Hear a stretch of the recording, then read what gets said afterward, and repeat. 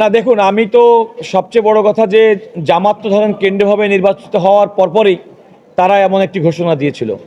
বিএনপির পক্ষ থেকে যারা এই সমস্ত নির্বাচনের স্ব আসনে এ ধরনের কারচুপি হয়েছে, অনিয়ম হয়েছে, অব্যবস্থাপনা হয়েছে, অনেক জায়গায় অধিকাংশ জায়গায় দেখা গেছে যে এজেন্টের কোনো স্বাক্ষর নেই, তারপরে ফলাফল ঘোষণা করা হয়েছে, কিংবা কেন্দ্রে এক ধরনের ফলাফল দেওয়া হয়েছে, সেটা যখন একীভূত করা হয়েছে তখন ফলাফলটা পরিবর্তন হয়েছে।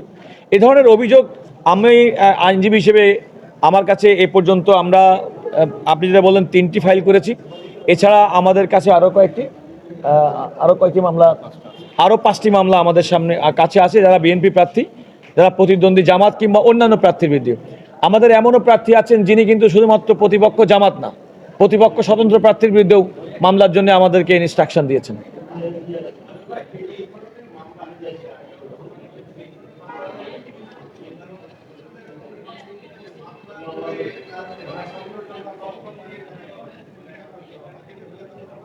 না, এমন একটি উদাহরণ আমাদের দেশে আছে, একদমই জানি না যে নাই তা না, কারণ আমাদের দেশে এই ধরনের মামলার ক্ষেত্রে দীর্ঘসূত্রিতার একটা ব্যাপার আছে।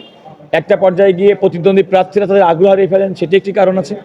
এবং আপনারা খেয়াল করে দেখবেন এই আগ্রহ হারানোর থেকে মুক্ত পাওয়ার জন্যে কিংবা নির্বাচনের